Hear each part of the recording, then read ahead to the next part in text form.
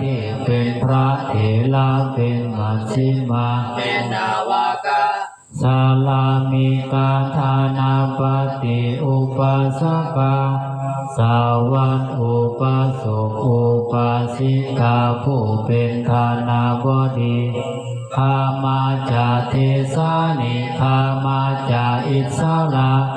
สาวบ้านสาวนิคมสาวประเทศผู้เป็นใหญ่ทางหลายสัพพานาโพตาสุขิตาภาวันตุเตขอให้ผู้มีชีวิตเหล่านั้นจงมีความสุขสาลาภูสาเยปิจาอันทสัมภวาสัตว์ทางหลายที่เกิดในคันในไทย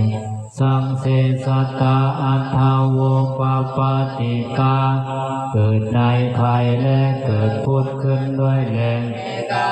นิยานิกังธรรมาวาลังปฏิจจติจงอาศัยธรรมอันประเสริฐเป็นทางนำออกจากทุกข์สัพเพปิทุกขัสสะกาลนตุสังขายังสัตว์ทางหลายจงทำความหมดไปกองทุกข์ทั้งปวงทาตุจิรังสตังธัมโมขอพระธรรมของสัตตบุรุษจงดำรงอยู่ตลอดกาลนานธรรมัทธาลาจากปุคลาขอบุคคลทางหลายผู้ทรงไว้ซึ่งความเป็นธรรมจงมีอายุยืนสังโฆโหตุสัมมาโควะขอพระสงฆ์จงพร้อมเพรียงกันอัฏฐายาจาหิตายาจา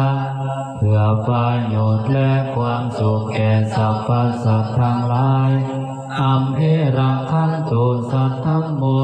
เปปิธรรมจาริโน